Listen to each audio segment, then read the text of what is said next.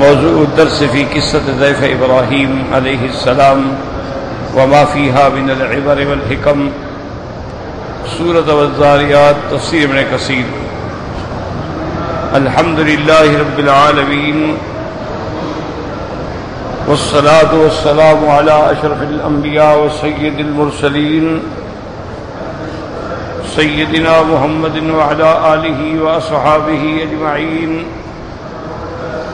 اللهم صل على سيدنا محمد وعلى آل سيدنا محمد كما صليت على إبراهيم وعلى آل إبراهيم في العالمين إنك حميد مجيد. أعوذ بالله من الشيطان الرجيم. بسم الله الرحمن الرحيم. هل أتاك حديث ضيف إبراهيم المكرمين إذ دخلوا عليه فقالوا سلاما قال سلام قوم منكرون.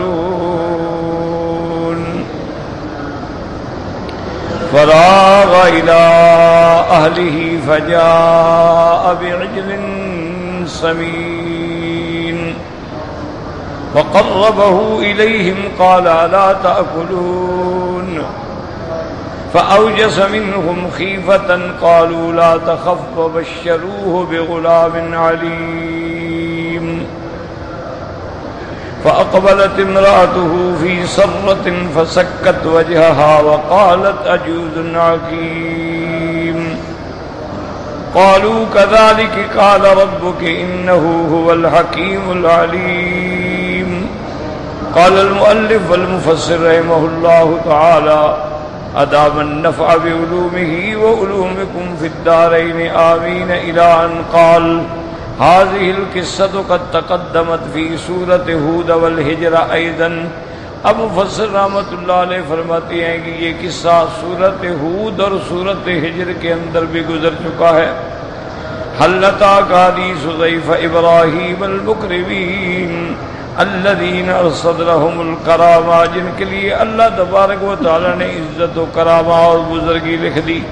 وقد ذهب الامام احمد وطائفة من العلماء الى وجوب الضيافة للنزيل وقد وردت السنة بذلك كما هو ظاہر التنزيل. اب مفسر رحمۃ اللہ علیہ فرماتے ہیں کہ حضرت امام احمد اور بہت سارے علماء رحمہم اللہ تعالی اس طرف ہیں کہ مہمان اگر آ جائے تو مہمان کی مہمان نوازی کرنا واجب ہے، یعنی مہمان اگر آئے تو ہر حال سے مہمان. وقد وردت السنت بذلک، اسی طرح حدیث مبارک میں بھی آیا ہے، اور ظاہر تنزیل یعنی ظاہر قرآن کا تقاضا بھی یہی ہے.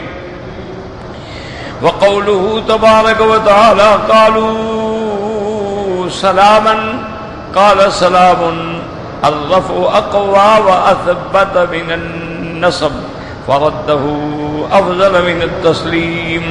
انہوں نے آ کے کہا قالوا سلاما منصوب، حضرت ابراہیم نے جواب میں دیا قال سلام رفع کے ساتھ. تو رفع کے ساتھ جو ہے وہ دوام سوال سلامتی پہ دلالت کرتا ہے. تو لہذا حضرت ابراہیم کا جواب جو ہے وہ فرشتوں کے سلام سے زیادہ بہتر ہے. اور حکم بھی یہی ہے کہ جب تم پہ کوئی سلام کرے تو تم بہتر جواب دو. اگر اس نے کہا السلام علیکم تو تم کہو وعلیکم السلام ورحمۃ اللہ. اگر اس نے کہا السلام علیکم ورحمۃ اللہ تم جواب میں کہو وعلیکم السلام ورحمۃ اللہ وبرکاتہ. تو جواب جو ہے ہمیشہ بہتر ہونا چاہیے. تو حضرت ابراہیم الخلیل کا جواب جو ہے رفع کے ساتھ ہے، اور رفع جو ہے وہ نصب سے زیادہ اثبت ہے. فردہ افضل من التسلیم، آپ نے ان کے سلام کے جواب سے بہتر جواب عطا فرمایا. ولہذا قال تعالی وَإِذَا حُيِّيتُم بِتَحِيَّةٍ فَحَيُّوا بِأَحْسَنَ مِنْهَا أَوْ رُدُّوهَا. اسی طرح اللہ نے قرآن میں فرمایا کہ جب تم پہ کوئی آ کے سلام کہے تم اس کو اس سے بہتر جواب دو یا وہی جواب لوٹا دو. فالخلیل اختار الافضل، حضرت ابراہیم الخلیل علیہ السلام نے افضل کو اختیار فرمایا، ورنہ یہ بھی جائز ہے کہ جو آدمی سلام کہے تم بھی صرف اتنا سلام کا جواب دے دو، السلام علیکم، تم بھی کہہ دو وعلیکم السلام، لیکن زیادہ بہتر ہوتا ہے کہ تمہارا جواب سلام کرنے والے سے زیادہ اچھا ہو۔ وقوله تبارک وتعالی قال سلام قوم منکرون وذلك ان الملائکۃ وهم جبریل ومیکائیل واسرافیل قدموا علیہ فی صورت شبان حسان علیہم محابۃ عظیمۃ ولہذا قال، آپ نے فرمایا قوم منکرون، ایسے لوگ ہیں جو نہ پہچانے گئے، یعنی ایسے قوم ہیں جو اوپرے لوگ ہیں جن کو ہم نہیں جانتے ہیں۔ اب مفسر فرماتے ہیں کہ حضرت جبرائیل، حضرت میکائیل اور حضرت اسرافیل جو ہیں وہ نوجوانوں کی شکل میں آئے۔ یاد رکھیں اللہ تبارک و تعالیٰ نے فرشتوں کو بھی یہ قوت دی ہے کہ وہ اگر چاہیں تو انسانوں کی شکل میں بھی آ سکتے ہیں۔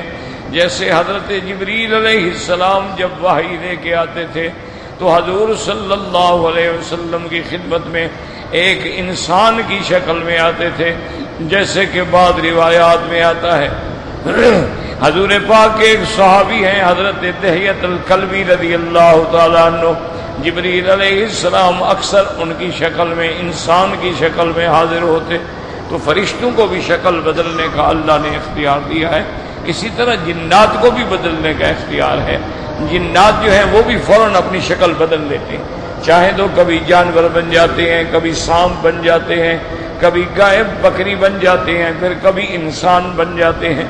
تو یہ فرشتے بھی چونکہ خوبصورت لڑکوں اور نوجوانوں کی شکل میں آئے تھے، علیہم محابۃ عظیمۃ، اور ان کے چہروں سے بڑی ہیبت اور بڑی شخصیت اور بردباری ٹپکتی تھی۔ ولہذا قال قوم منکرون، اس لیے آپ نے فرمایا کہ بھائی یہ کوئی اوپری قوم ہے جس کو ہم پہلے سے نہیں جانتے ہیں۔ وقوله عز وجل فراغ الى اهله ينسل خفیۃ فی سرعۃ، راغ یروغ، روغن کا معنی ہوتا ہے خفیہ طریقے سے جلدی جلدی نکل جانا، تو آپ نے بھی ان کو موقع ہی نہیں دیا اور جلدی سے اپنے گھر کی طرف نکل گئے۔ فجاء بعجل سمین، اور اپنے مال میں سے جو بہتر بچڑا تھا، جوان خوبصورت اچھا، وہ ذبح کر کے لائے۔ اے من خیار مالہ وفی الآیۃ الاخری، ایک دوسری آیت میں اللہ نے فرمایا فما لبث ان جاء بعجل حنیذ مشوی علی الردف، مشوی علی الردف، وہاں قرآن پاک کہتا ہے کہ حضرت ابراہیم نے بچڑے کو انگاروں پہ بھونا اور تیار کر کے لے آئے۔ فَقَرَّبَهُ إِلَيْهِمْ، اب کھانا آپ نے سامنے رکھا۔ اے ادناہ منہم قال لا تأکلون تلطف العبارت وعرض حسن، آپ نے جب دیکھا کہ نہیں کھا رہے، چپ کر کے بیٹھے ہیں، ہاتھ نہیں بڑھا رہے، تو بڑے پیار سے فرمایا الا تأکلون، بھئی کیا بات ہے کہ تم کھانا جو ہے نہیں کھا رہے اور کھانے کی طرف ہاتھ تم نہیں بڑھا رہے، اس کی کیا وجہ ہے؟ قال الا تأکلون، فرماتے ہیں تلطف بالعبارت وعرض حسن، وهذه الآیت انتظمت آداب الضیافت، اس آیت کے اندر مہمان داری کے آداب ہیں۔ فإنه جاء بطعام من حيث لا يشعرون بسرعة، کہ خفیہ طریقے سے جلدی جلدی آپ نے کھانا پیش کر دیا، مہمانوں کو پتہ ہی نہ چلا۔ کیوں؟ اگر مہمان کو پتہ چلے تو لازمی بات ہے کہ مہمان بھی کہتے ہیں کہ تکلیف نہ کریں یا جو ماحضر گھر میں ہے وہی لے آئیں، لیکن معنی یہ ہے کہ ان کو بتائے بغیر خفیہ طریقے سے آپ نے تیاری کی۔ وَلَمْ يَمْتَنَّ عَلَيْهِمْ أَوَّلًا فَقَالَ نَأْتِيكُمْ بِطَعَامٍ، اور حضرت خلیل نے ان پر احسان بھی نہیں جتلایا کہ بیٹھو میں تمہارے لیے کھانے کا انتظام کرتا ہوں۔ بل جاء بِهِ بِسُرْعَةٍ وَخِفَاءٍ، بلکہ آپ نے جلدی جلدی سے کھانا تیار کیا اور لے آئے، اور اس کے بعد فرماتے وَعَطَا بِأَفْضَلَ مَا وَجَدَ مِنْ مَالِهِ، اور اپنے مال میں سے جو سب سے بہتر چیز تھی وہی ذبح کر کے پکا کے لائے. وَهُوَ عِجْلٌ فَطًن سَمِينٌ مَشْوِيٌّ، یعنی وہ بچڑا تھا، جوان بچڑا، اور اس کے بعد آپ نے قیمتی بچڑا اور بھنا ہوا آپ نے پیش کیا. فَقَرَّبَهُ إِلَيْهِمْ لم يدعوا وقال اقتربوا، یعنی آپ نے ایسا نہیں کیا کہ طعام ادھر رکھیں اور کہیں آؤ جی کھاؤ، بلکہ طعام ان کے قریب کر دیا کہ ان کو کھانے کے لیے اٹھنا بھی نہ پڑے. بل وضعوا بين أيديهم ولم يأمرهم أمرا يشق على سامعه بصيغة الجزم بل قال ألا تأكلون، بلکہ پھر آپ نے کوئی ایسی بات بھی نہیں کہ بھائی کیوں نہیں کھاتے، بڑے آرام سے پوچھا کہ بھائی کیا بات ہے، کیوں ہمارا کھانا قبول نہیں فرماتے ہو. على سبيل الأرض والترتف كما يقول القائل اليوم إن رأيت أن تتفضل وتصدق وفعل. اب یہ جیسے کہ کہتی ہیں قائل ان رأیت، اگر تم دیکھو، ان تتفضل وتحسن وتصدق، کہ تم اچھا کرو، خیرات کرو، صدقہ کرو تو کرو، لیکن معنی یہ ہے کہ یہ شان خلیل ہے اور یہ آداب مہمانداری ہے کہ جو کچھ مہمان کے لیے ہو سکے اچھے سے اچھا کھانا پیش کر دیں اور کہنے پوچھنے کی بھی ضرورت نہیں. وقول فأوجس منهم خيفة قالوا لا تخف وبشروه بغلام عليم. فأوجس منهم خيفة، هذا محال على ما تقدم القصة من السورة الأخرى، وهي قوله تبارك وتعالى فلما رأى أيديهم لا تصل إليه نكرهم وأجمعوا خيفة قالوا لا تخف إنا أرسلنا إلى قوم لوط وامرأته قائمة فضحكت. اس روایت اس آیت میں آتا ہے کہ آپ نے دل میں خوف محسوس کیا. اب مفسر فرماتے ہیں دوسری جگہ آتا ہے فلما رأى أيديهم لا تصل إليه نكرهم، جب آپ نے دیکھا کہ مہمانوں کے ہاتھ کھانے کی طرف نہیں اٹھتے ہیں تو آپ نے اس بات کو عجیب سمجھا اور دل میں خوف آیا. انہوں نے فرمایا لا تخف، آپ بالکل نہ ڈریں، انا ارسلنا الی قوم لوط، ہم قوم لوط کی طرف بھیجے گئے ہیں.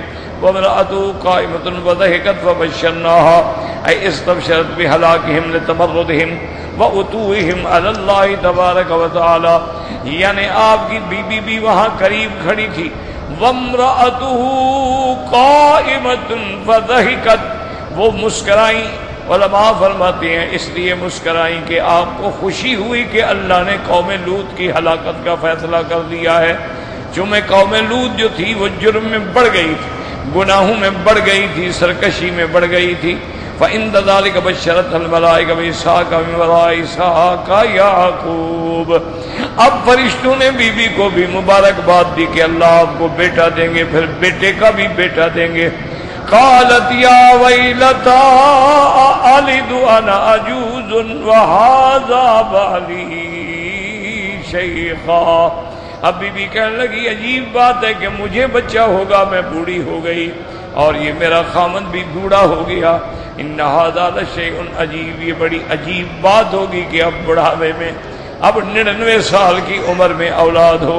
قالوا وتعجبین من امر اللہ، آپ فرشتوں نے کہا بی بی کیا تم اللہ کے حکم پہ تعجب کر رہی ہو؟ عجیب بات. رحمت اللہ وبرکاتہ علیکم اہل البیت. یاد رکھیں کہ یہاں صرف حضرت ابراہیم کی بیوی ہے اور کوئی اولاد نہیں، کوئی لڑکا لڑکی نہیں ہے، لیکن اللہ نے قرآن میں ان کو اہل البیت کہا ہے.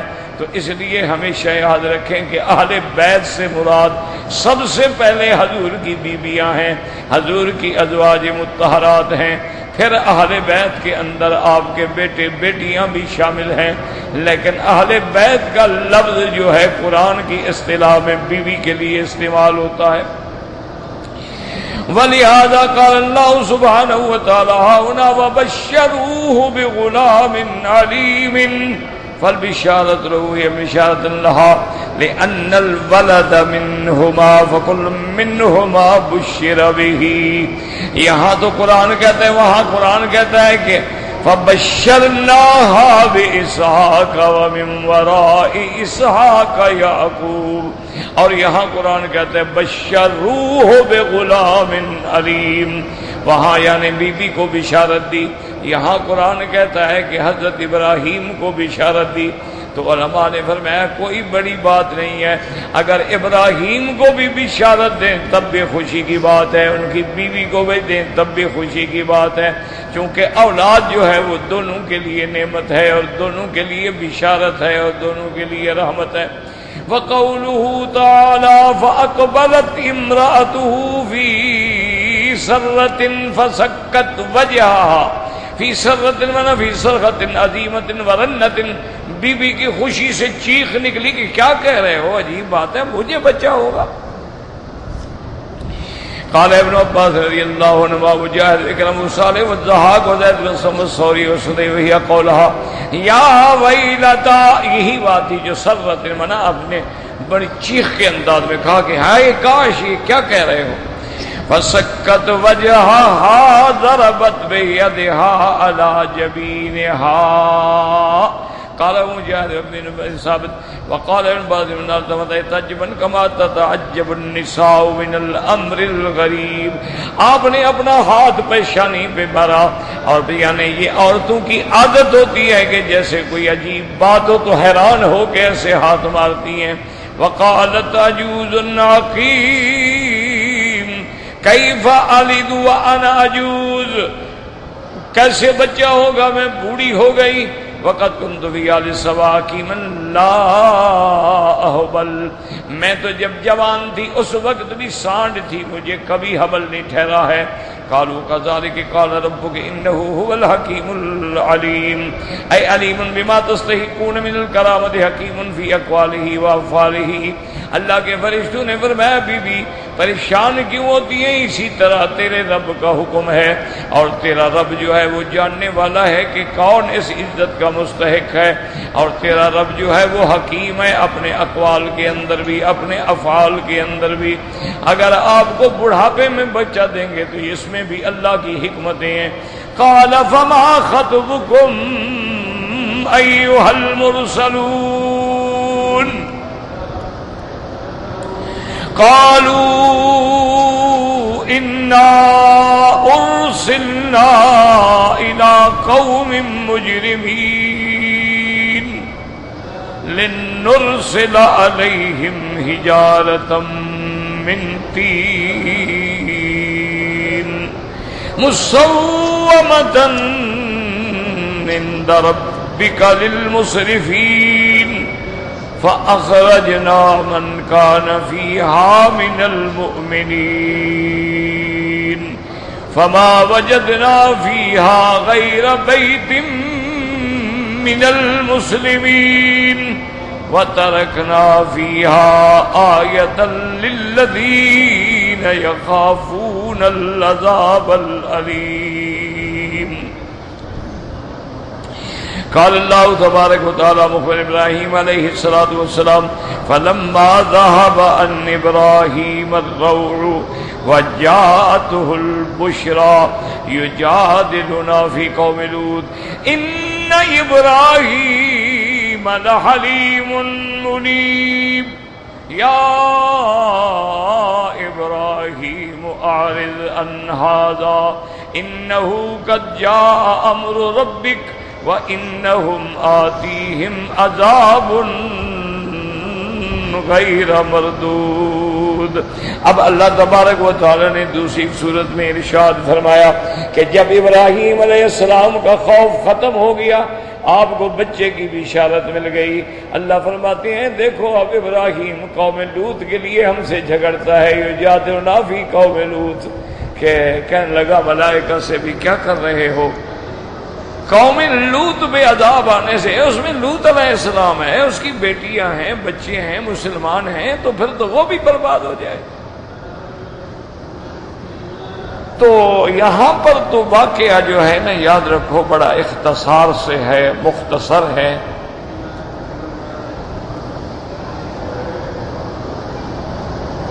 چونکہ سنت اللہ ہے اللہ کے کلام میں کسی جگہ اجمال ہوتا ہے، کسی جگہ تفصیل ہوتا ہے۔ سیدنا ابراہیم علیہ السلام سے ملنے کے بعد اللہ کے فرشتے جو ہیں وہ اسی خوبصورت نوجوانوں کی شباب کی شکل میں حضرت لوط علیہ السلام کے پاس تشریف لے گئے، اور پوری دنیا میں حضرت آدم علیہ السلام سے لے کر سیدنا لوط علیہ السلام کے زمانے تک یہ بد فعلی جو ہے نا جی، وضع غیر فطری کہ مرد کا مرد سے برائی کرنا، یہ پہلے کبھی گزرا ہی نہیں، کبھی کسی نے یہ گناہ نہیں کیا۔ اس لیے قرآن نے دوسری جگہ فرمایا ہے کہ لوط علیہ السلام نے ان سے کہا تھا کہ ما سبقکم بہا احد من العالمین، اے بدبختو، انسانوں اور جنوں میں تم سے پہلے کبھی کسی نے یہ گناہ نہیں کیا۔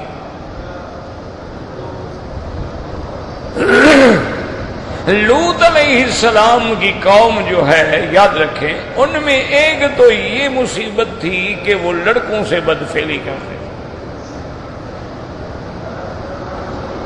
یہ اللہ نے واقعات پیغمبروں کے کیوں بیان کیے ہیں؟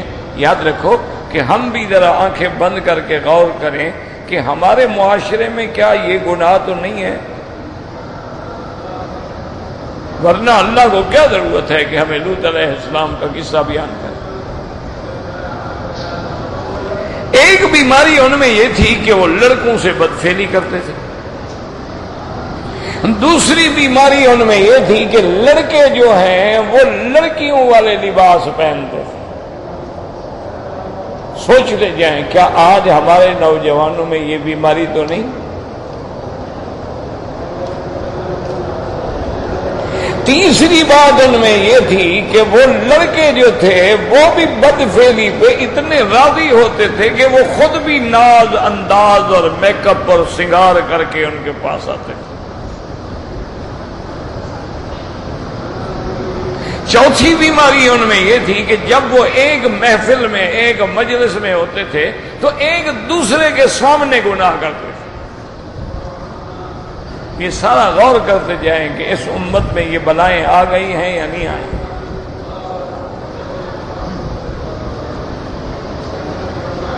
اور پانچویں بیماری یہ تھی کہ سڑک کے کنارے بیٹھ جاتے اور جو بندہ وہاں سے گزرتا اس سے چھیڑ خانی کرتے، اس کو پتھر پھینکتے، اس کو چھیڑتے، اس کی نقلیں کرتے، اس سے مذاق کرتے، اس کو تنگ کر دیتے تھے گزرنے والے کو۔ اور اگر کوئی گزرنے والا نوجوان خوبصورت لڑکا ہے تو پکڑ لیتے۔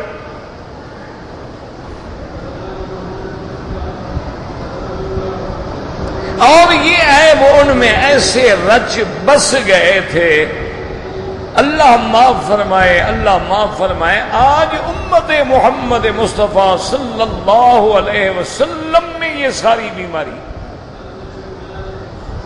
لڑکے اسی طرح عورتوں کی طرح بال رکھتے ہیں، لڑکے عورتوں والے ریشمی لباس اور بھرائی والے اور کڑھائی والے اور چمکیلے اور رنگین اور ایسے لباس پہنتے ہیں، اور پھر لڑکے جو ہیں وہ اپنے چلنے میں انداز میں ایسی لچک اور ایسی انداز اختیار کرتے ہیں جیسے لڑکیوں کے ہوتے ہیں، اور لڑکیاں ایسا اختیار کرتی ہیں جیسے لڑکوں کا ہوتا ہے کہ ٹائٹ جین پہننی اور اوپر شرٹ پہننا اور شولڈر کٹ بال رکھنے اور بالکل ایسا بیہیو کرنا کہ جیسے کوئی لڑکا ہو۔ اگر لڑکے فٹ بال کھیلتے ہیں وہ بھی فٹ بال کھیلتی ہیں، لڑکے کرکٹ کھیلتے ہیں وہ بھی کرکٹ کھیلتی ہیں، لڑکے جمپ لگاتے ہیں تو وہ بھی جمپ لگاتی ہیں، لڑکے ریس میں دوڑتے ہیں تو وہ بھی ریس میں دوڑتی ہیں، اور لڑکے نیکریں پہن کے سارا بدن ننگا کر کے کھیلتے ہیں وہ بھی اسی طرح ٹینس میں ننگی کھڑی۔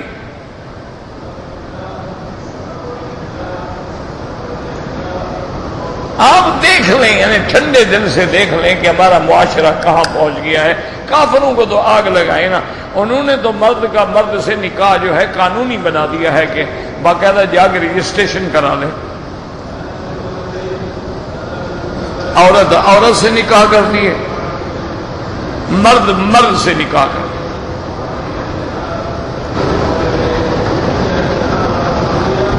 انا للہ و انا الیہ راجعون۔ اسی لیے علماء نے بڑا تعصب کیا ہے کہ جس قوم کو اللہ نے 4 نکاحوں کی اجازت دے دی، اگر وہ بھی لڑکوں سے بدفعلی کریں تو ایسی ملعون قوم ہے دنیا میں کوئی۔ بھائی اگر تمہیں اللہ نے طاقت دی ہے، شہوت دی ہے، بعض لوگ زیادہ طاقت والے ہوتے ہیں، زیادہ شہوت، دوسری بیوی کر لو، تیسری کر لو، چوتھی کر لو، تمہارے لیے حلال کا رستہ اللہ نے کھول دیا۔ اچھا، اور بعض باطل فرقے جو ہیں، بعض بدبخت فرقے جو ہیں، جیسے بعض روافض ہیں، شیعہ ہیں، ان کے نزدیک تو نعوذ باللہ اپنی بیوی سے بدفعلی کرنا جائز ہے۔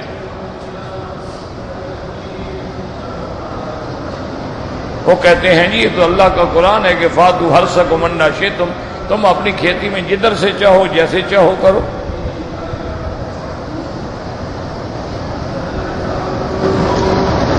دیکھو نا باطل جو ہے نا، پھر وہ دلیل بھی قرآن سے ڈھونڈتا ہے۔ کتنے دکھ کی بات ہے بھئی، اللہ پاک نے فرمایا کہ میں نے تمہارے لیے بیویاں بنائی ہیں، بیوی تمہاری کھیتی ہے، تم اپنی کھیتی کو جیسے چاہو استعمال کرو، لیکن فاتو حرثکم فرمایا اپنی کھیتی والی جگہ۔ تو بچہ کہاں پیدا ہوتا ہے؟ دوبر سے پیدا ہوتا ہے یا گوبر سے پیدا ہوتا ہے؟ ہاں، کھیتی والی جگہ کو جیسے چاہو استعمال کر سکتے ہو، کھڑا ہو کے، لیٹ کے، بیٹھ کے، آگے سے بھی، لیکن جگہ ایک رہے گی۔ فی سمام واحد، حضور نے فرمایا کہ اس کو نہیں بدل سکتے ہو۔ من نطع امرأة فی دبرہا، اگر کسی آدمی نے اپنی بیوی کے دبر میں استعمال کیا، فرمایا فعلیہ لعنت اللہ، اس پہ اللہ کی لعنت۔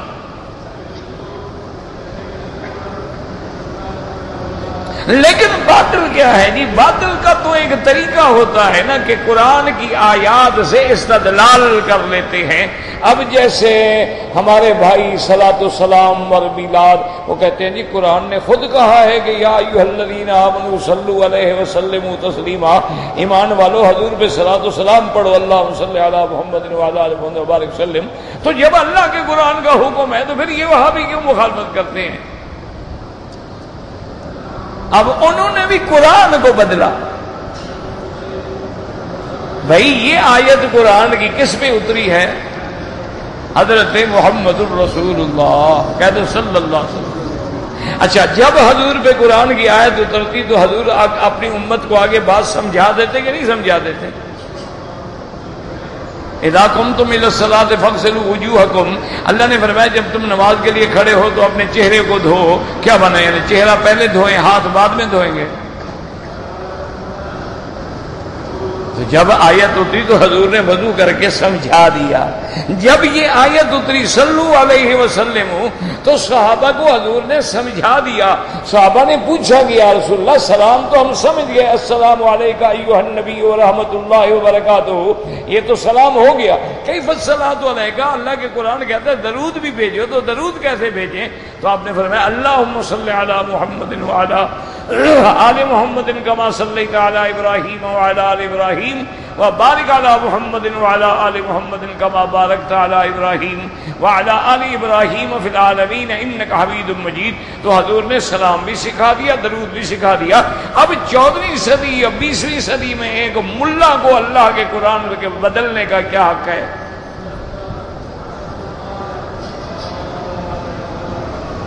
کہ اپنے غلط عقیدے کو قرآن سے ثابت کرے اور قرآن کو بدل ڈالے۔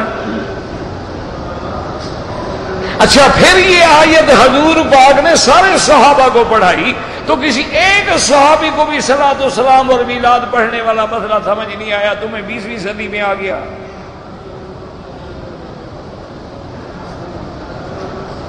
اور اگر تم دعویٰ کرو جی صلاۃ و سلام محبت میں ہم پڑھتے ہیں، تو کیا خیال ہے تمہاری محبت حضرت ابو بکر سے بھی زیادہ ہے، حضرت عمر، عثمان، علی، حضرت حسن حسین سے بھی زیادہ ہے؟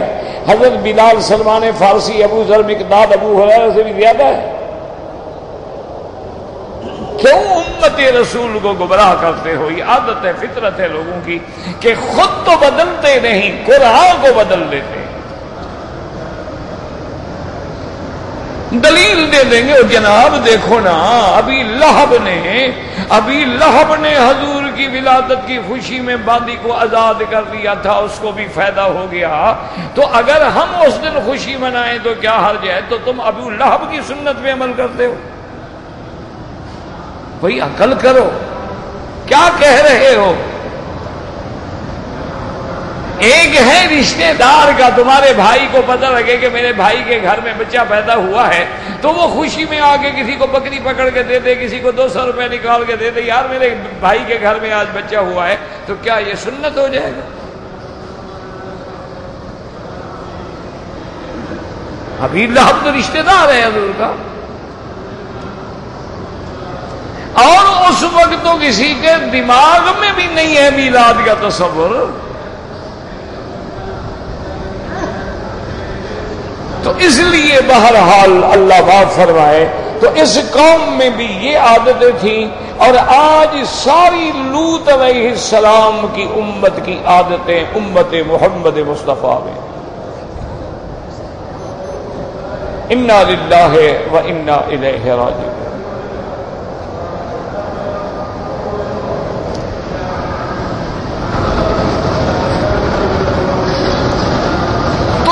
فرشتے آئے، حضرت لوط علیہ السلام کو سلام کیا، انہوں نے دیکھا کہ گھر میں مہمان آ گئے ہیں، لیکن مہمان بڑے خوبصورت ہیں، اور میری قوم تو بڑی بد تہذیب ہے، میری قوم تو بڑی اجڑ جاہل ہے، اور حضرت لوط گھبرا گئے کہ اب میں مہمانوں کی عزت کیسے بچاؤں گا، اور کیا میں مہمانوں کو کہوں میرے گھر سے نکل جاؤ؟ یہاں بھی مسئلہ سمجھ لو کہ علم غیب اگر انبیاء کو ہوتا تو لوط علیہ السلام کو گھبرانے کی کیا ضرورت تھی؟ ڈرنے کی کیا ضرورت تھی؟ اچھا اتنی دیر گزری، لوط علیہ السلام کی بیوی جو تھی نا وہ خائنہ تھی، وہ قوم سے ملی ہوئی تھی، اس نے فوراً قوم سے جا کے کہا تم لڑکے ڈھونڈتے پھرتے ہو، آج تو حضرت لوط کے گھر میں ہیرے آئے ہوئے ہیں، ہیرے۔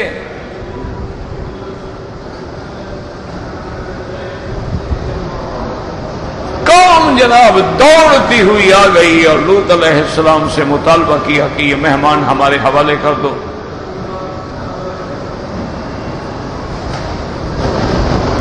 حضرت لوط علیہ السلام نے حتیٰ کہ اتنا بھی فرمایا کہ ہؤلاء بناتی، بھی تم چاہتے ہو میں مہمانوں کی عزت کا سودا تو نہیں کر سکتا، میں اپنی بیٹیاں دے سکتا ہوں۔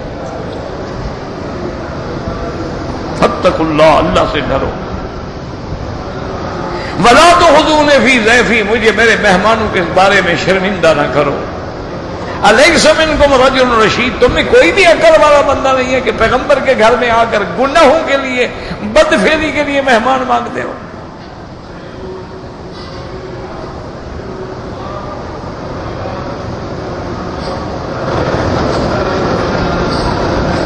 اور قوم گناہ کرتے کرتے ایسے دل سیاہ ہو چکے تھے، کہنے لگے ما لنا فی بناتک من حق وانک لتعلم ما نرید۔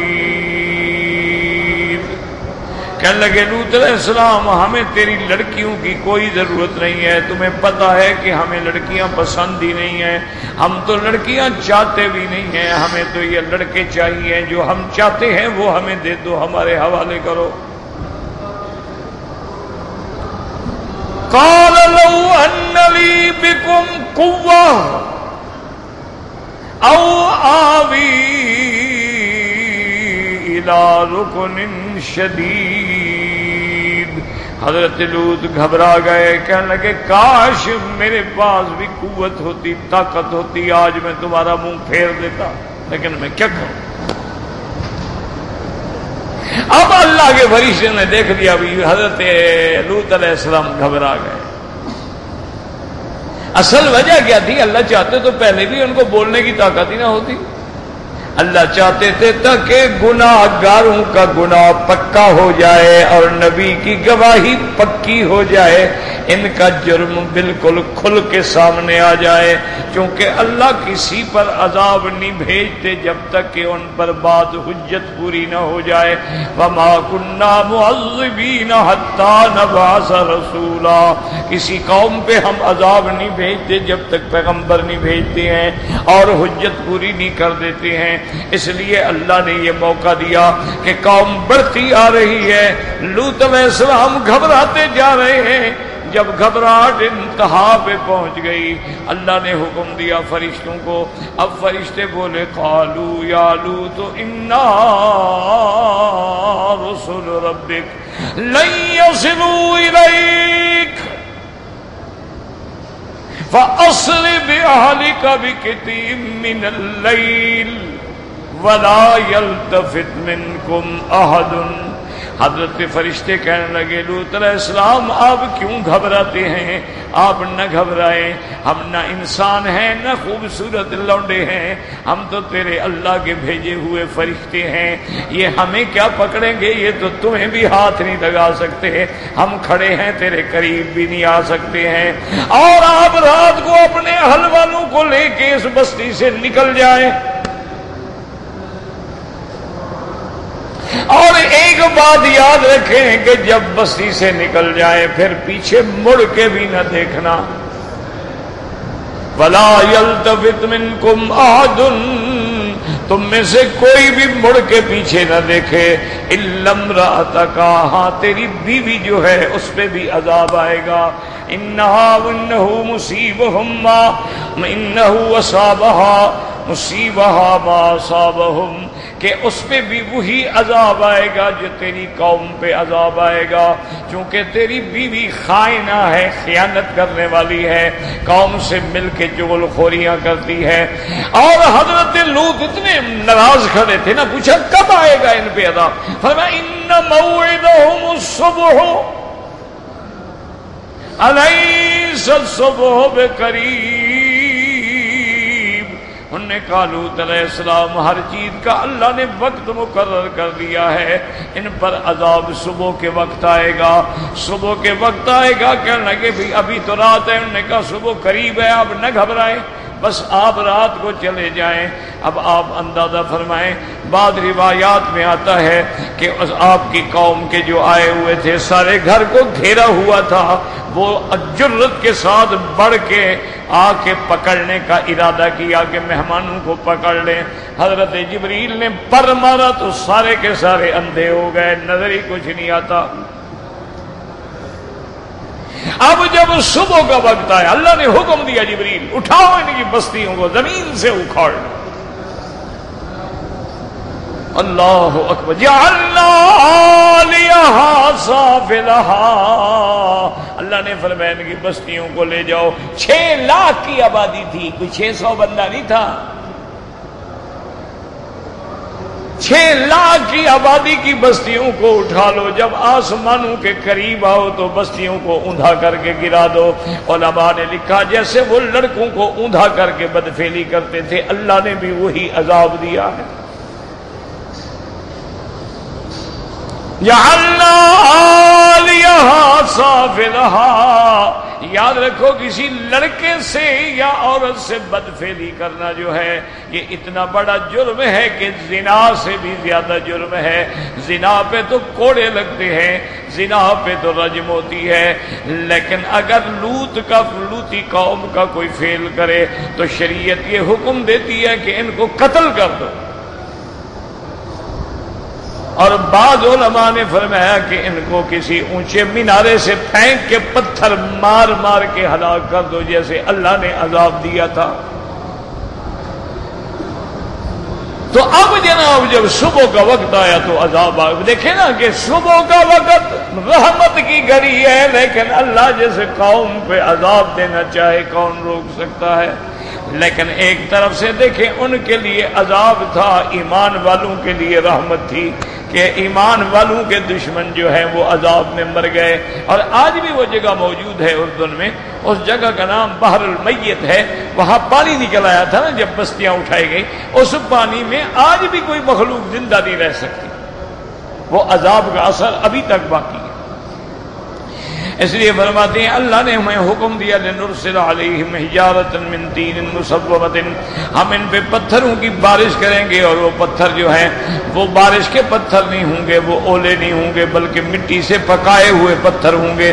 مصوبۃ، تیرے اللہ کی طرف سے ہر پتھر پہ نشانی ہے۔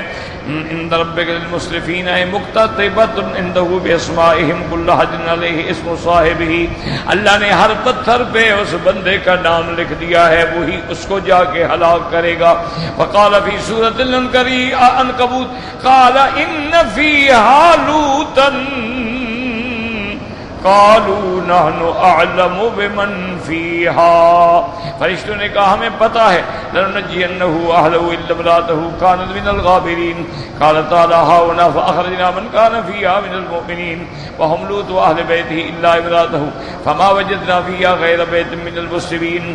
اور انہوں نے کہا کہ صرف ایک گھر تھا مسلمانوں کا، احتج بہذہ من ذهب الى رأی المدة من لا يفرق بین مسمى الایمان والاسلام لانہ اطلق علیہم المؤمنین المسلمین، وهذا الاستدلال ضعیف لأن هؤلاء كانوا قوما مؤمنين وعندنا أن كل مؤمن مسلم لا يناقض، فاتفق الاسمان ها هنا لخصوصیت الحال ولا يلزم ذلك في كل حال۔ یاد رکھیں یہاں دو لفظ آئے ہیں، مومنین کا بھی مسلمین کا بھی، اس لیے بعض فرقے کہتے ہیں کہ مومن اور مسلم میں فرق نہیں ہے، لیکن اہل سنت والجماعت کا عقیدہ یاد رکھو، اسلام انقیاد ظاہری کا نام ہے اور ایمان جو ہے انقیاد باطنی کا نام ہے۔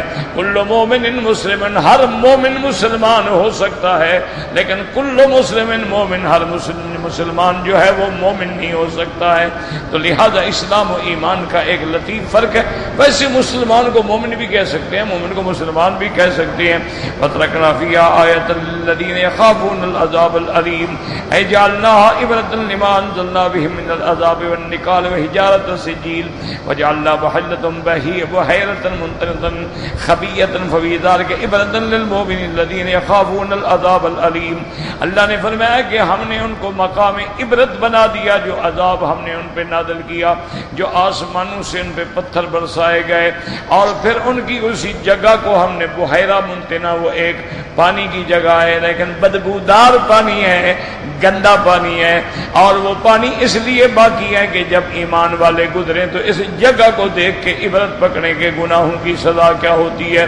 وفی ذلک عبرۃ للمؤمنین الذین یخافون العذاب العلیم، لیکن عبرت ان کے لیے ہے جو اللہ کے عذاب سے ڈرنے والے ہیں، جو اللہ کے عذاب سے نہیں ڈرتے ان کے لیے کیا عبرت ہے، وہ تو وہاں اب بھی سیر کرنے کے لیے جاتے ہیں۔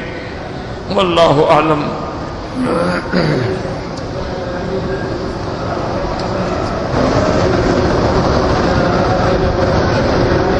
کہتا جی کہ میں دین کی تبلیغ کے لیے نکلنا چاہتا ہوں، لیکن میرے رشتہ دار مخالفت کرتے ہیں، اللہ ان کو ہدایت دے۔ میرا بھائی دین کے لیے نکلنا اور روکنے والا تو پھر کوئی شیطان ہی ہو سکتا۔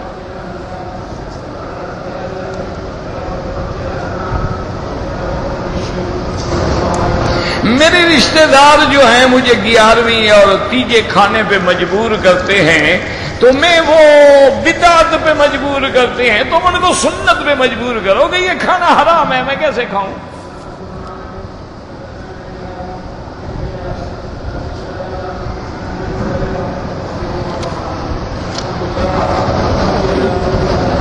مکے میں رہتے ہوئے جتنا زیادہ طواف کرو وہ افضل ہے۔ کوئی عمرہ کرنا چاہے جائز ہے۔ مکہ مکرمہ کے اندر ایک نیکی کا 1,00,000 ثواب ہے، تو گناہ ایک کا 1 لکھا جاتا ہے، لیکن وہاں ایک گناہ بھی تو برباد کرنے کے لیے کافی ہے نا۔ دیکھو نا، بندہ چوری کرے لیکن بادشاہ کے گھر میں چوری کرے، ہے تو چوری، لیکن دونوں کی سزا میں بڑا فرق ہے۔ اگر ایک آدمی جنازے کی آخری تکبیر میں ملا ہے تو 3 تکبیریں باقی ہیں، جب امام سلام پھیر دے تو جلدی سے اللہ اکبر اللہ اکبر اللہ اکبر السلام علیکم۔ جماعت کی نماز میں آمین جو ہے، جو اونچی کہتے ہیں ان سے جھگڑا نہ کرو، لیکن اللہ کے قرآن میں حکم ہے کہ دعا ہمیشہ آہستہ مانگی جاتی ہے، اور آمین جو ہے یہ دعا ہے کہ اللہم استجب، کہ اللہ اس دعا کو قبول فرما، یہ معنی ہوتا ہے آمین کا۔ اسی طرح اور بھی روایات میں باقاعدہ موجود ہے، ایک صحابی فرماتے ہیں کہ میں نے حضور کے پیچھے بھی نماز پڑھی، ابو بکر، عمر، عثمان کے پیچھے بھی نمازیں پڑھی، میں نے تو کبھی زور سے آمین نہیں سنی۔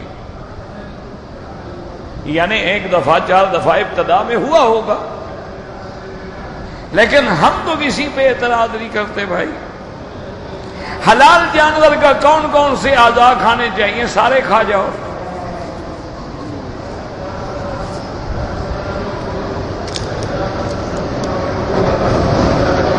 جیسے مردوں کے لیے نامحرم عورتوں کا دیکھنا حرام ہے، عورتوں کے لیے بھی حرام ہے، تو قرآن کا مسئلہ ہے قُلْ لِلْمُؤْمِنَاتِ يَغْضُضْنَ مِنْ أَبْصَارِهِنَّ وَيَحْفَظْنَ فُرُوجَهُنَّ، عورتوں کے بھی حکم ہے کہ اگر مرد سامنے ہوں نظر نیچی رکھو اور اپنے شرم گاہوں کی حفاظت کرو، کیوں جب نظر غلطی کرے گی تو پھر باقی غلطیاں خود بخود ہو جائیں گی۔ اب میرا بھائی اب اتنا بیٹھ کے تو میں 2 گھنٹے تو پڑھوں نا انشاءاللہ۔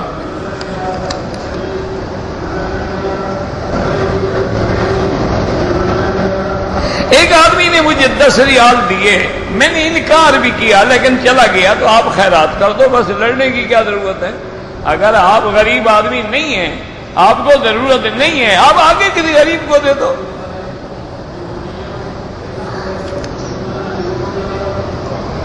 کہتے جی کہ ہمارے ہوٹلوں میں جو باہر سے گوشت آتا ہے، بھئی باہر کے گوشت کا کوئی اعتبار نہیں، اگر اس ملک کی کمپنیوں کا گوشت ہے وہ خالص حلال ہے، لیکن جو باہر سے آ رہا ہے، ہالینڈ سے، برازیل سے، پولینڈ سے، اس کا کوئی اعتبار نہیں۔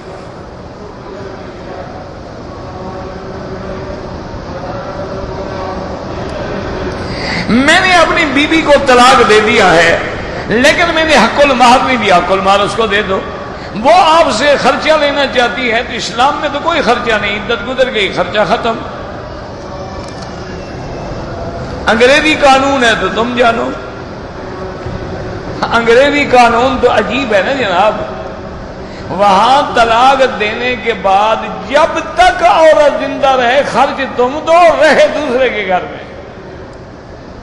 دیکھو کیسا انصاف والا قانون ہے کہ بستر دوسرے پہ سوئے، خرچے تم بھرتے رہو۔ اسی لیے وہاں شادی نہیں کرتے نا، کہتے ہیں کیا ہے جی مائی گرل فرینڈ، یہ دوست ہے میری، 20 سال رہیں گے، دوست ہے۔ کیوں؟ شادی میں یہ مصیبتیں ہیں نا، طلاق دے گا آدھی جائیداد دینی پڑے گی، طلاق دے گا ساری زندگی خرچہ بھی دینا پڑے گا، تو وہ نکاح کرتے ہی نہیں۔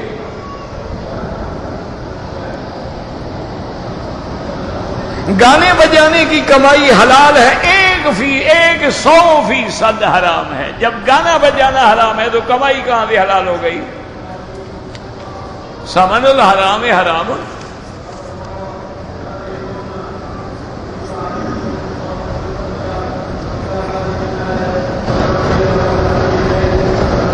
کہتے ہیں جی کہ مجھے کسی نے دھاگا دیا تھا کہ طواف کر کے گرہ لگاتے جانا، 7 گرہیں ہو جائیں گی تو بچہ ہو جائے گا، یعنی بچہ مرد سے نہیں ہوتا، اب دھاگے سے ہوگا۔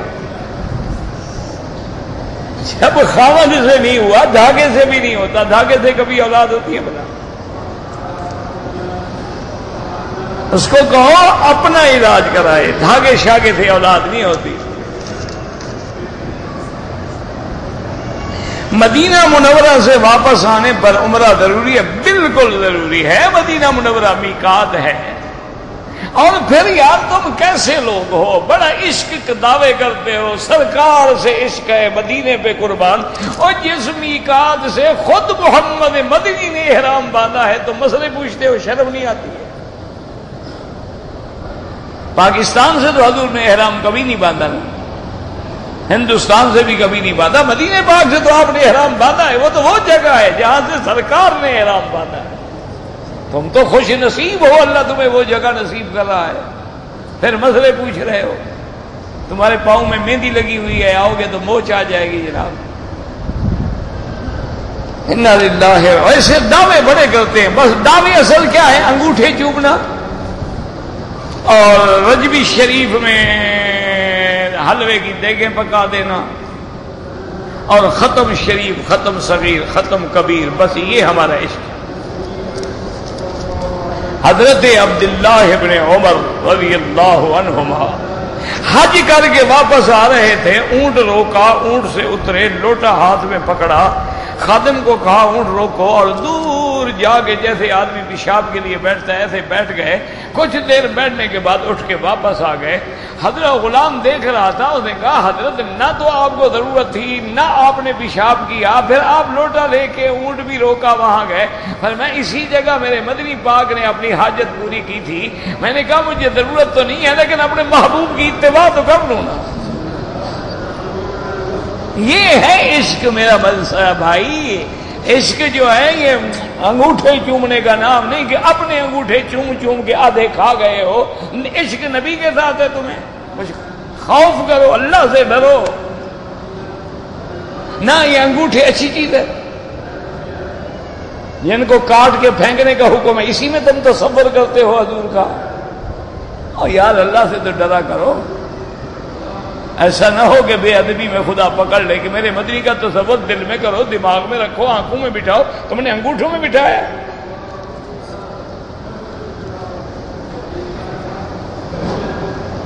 اگر ایک عورت بغیر محرم کے مسجد عائشہ چلی گئی، احرام باندھ کے عمرہ کیا، عمرہ ہو جائے گا، لیکن نہیں جانا چاہیے۔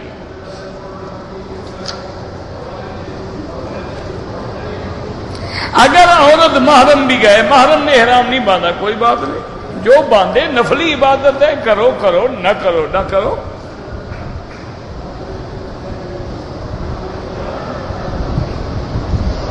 میں نے گندم کا فصل اٹھا لیا ہے، قیمت پہ زکات نہیں، وہ تو عشر دینا ہے آپ نے، اس پہ زکات کا کیا تعلق ہے؟ وہ حساب کیا ہوگا نا، عشر زیادہ دینا پڑتا ہوگا نا، زکات ہوگی کم 2.5%، وہ دینا پڑے گا عشر۔ تو اس نے اللہ کے ساتھ بھی فراڈ کیا نا، بھی اسٹیٹ بینک کا چکر دے کے ریٹ لگا کے دیکھوں گے فائدہ کدھر ہوتا ہے۔ انا للہ و انا الیہ راجعون۔ اگلے سال فصل ہی نہ ہو پھر کیا کرو گے؟ فصل میں کیڑا لگ جائے کیا کرو گے؟ کھڑے کھڑے برباد ہو جائے کیا کرو گے؟ اللہ کے بندے عشر دو گے تو برکتیں ہوں گی۔ کہتے جی یہاں لوگ آگے گزر جاتے، بھئی حرم ہے، لاکھوں لوگ ہیں، کب تک انتظار کریں؟ اس لیے مجبوراً گزرتے ہیں، لیکن سجدے والی جگہ پہ پاؤں نہ آئے۔ اپنا جوتا نہیں ملتا، نہ ملے دوسرا خریدو، تھیلی میں ڈال کے باندھ کے آگے رکھو، یہ تھوڑا ہے کہ لوگوں کے اٹھا لو۔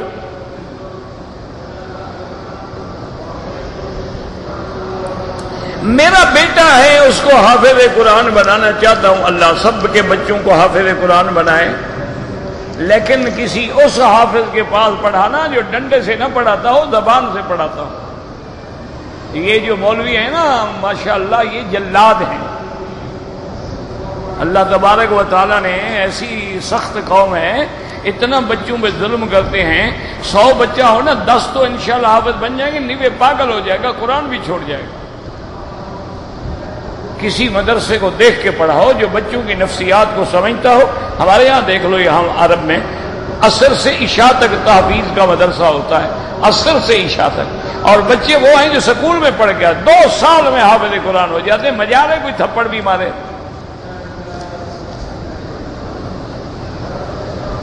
مدینہ منورہ میں شف بالکل سارے مدینے کی مٹی شفا ہے۔ ہم اپنے علاقے میں بدعت ختم کرنے کی کوشش کر رہے ہیں، تم لگے رہو، باقی اللہ کے ہاتھ میں ہے۔ اگر ہم مکے میں 10 دن یا 15 دن سے کم رہیں، نماز قصر پڑھو گے،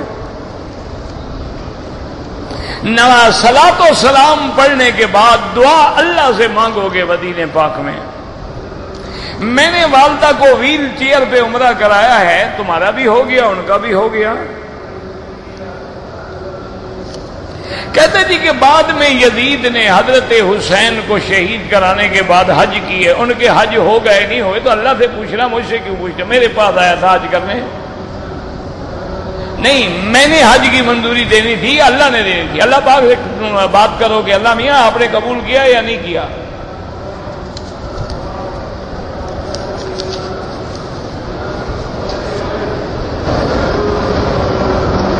پاک عورت پاک مرد کے لیے، زانی عورت زانی مرد کے لیے، یعنی عام طور پہ یہی ہوتا ہے کہ بری عورت برے مرد کو چاہتی ہے، زانیہ عورت زانی مرد کو چاہتی ہے، پاک باز مرد پاک بیوی چاہتے ہیں، کبھی کبھی پھنس بھی جاتے ہیں، مرد خبیث ہوتے ہیں عورتیں شریف ہوتی ہیں، کبھی عورتیں خبیث ہوتی ہیں مرد شریف ہوتے ہیں۔ معنی یہ ہے کہ یعنی عام طور پہ یہی ہے کہ برا برے کو چاہتا ہے، اچھا اچھے کو چاہتا ہے۔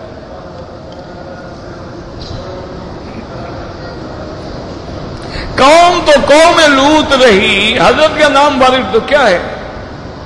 قوم لوط جو ہے حضرت کی طرف نسبت ہے، آپ ان کے قوم کے رشتہ دار بھی تھے۔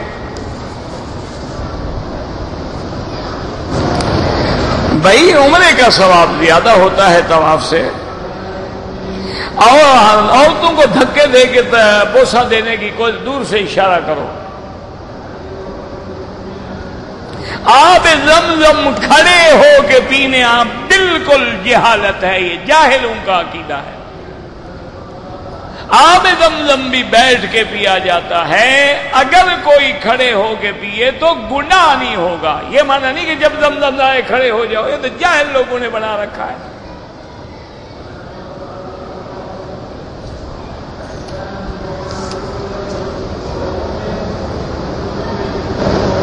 عورت نے نقاب پہنا ہوا ہے، ہاتھوں پہ دستانے ہیں، نماز ہو جائے گی ہاں، لیکن نماز میں چہرہ کھلا رکھے تاکہ سجدہ جو ہے اس کا کھلے چہرے سے آئے۔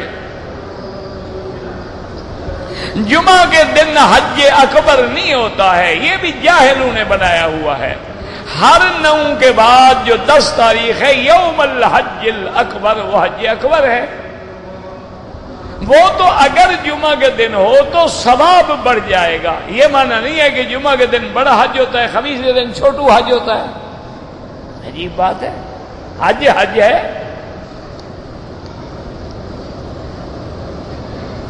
اگر قرآن پہ جلد ہے تو کیا جلد کو ہاتھ لگانے کے لیے بھی وضو کی ضرورت ہے؟ نہیں ہے، لیکن ادب یہی ہے کہ وضو ہو۔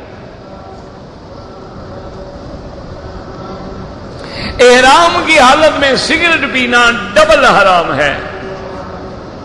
آپ کی صحیح تاریخ پیدائش کیا ہے؟ کیا کرنا ہے؟ کوئی رشتہ داری کرنی نہیں، مقصد ہے کوئی رشتہ داری کا ارادہ ہے۔ میری عمر 150 سال، ٹھنڈے ہو گئے بس؟ نہیں، آپ کو میری تاریخ پیدائش سے شریعت کے مسئلے کا کیا تعلق ہے؟ بس پوچھ رہا ہے، بس حقیقت یہ ہے مجھے پتہ ہی نہیں۔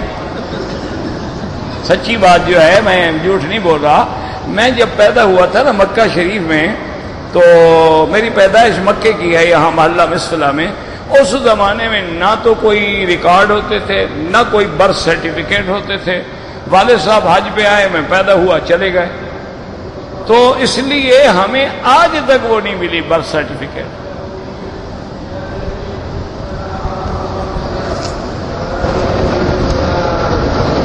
نماز میں اگر مقتدی ہے، حنفی مسلک میں امام کے پیچھے فاتحہ نہ پڑھے۔ امام احمد ابن حنبل فرماتے ہیں کہ جن نمازوں میں امام قرآن زور سے پڑھتے ہیں، فجر ہے، مغرب ہے، عشاء ہے، ان میں نہ پڑھے، ظہر عصر میں پڑھ لے۔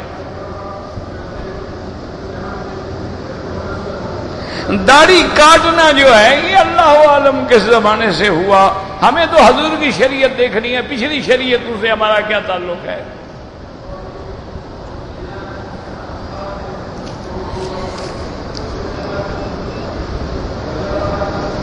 اگر بیماری ہے آدمی کے قطرے نہیں رکتے ہیں طواف کی حالت میں بھی، تو اپنا کپڑا باندھ کے رکھو اور ہر نماز کے لیے نیا وضو کرو۔ کیا مانا؟ مغرب کے لیے جو تم نے وضو کیا ہے وہ عشاء تک کافی ہے، اس میں طواف کرو، نفل پڑھو، قطرے گرتے ہیں گرتے رہیں، اور اس کے بعد جب عشاء کا وقت ہو تو دوبارہ وضو کرو، انڈر ویئر رکھو، کپڑا رکھو، پیڈ رکھو، کوئی چیز رکھو، تاکہ مسجد تو پلید نہ ہو نا۔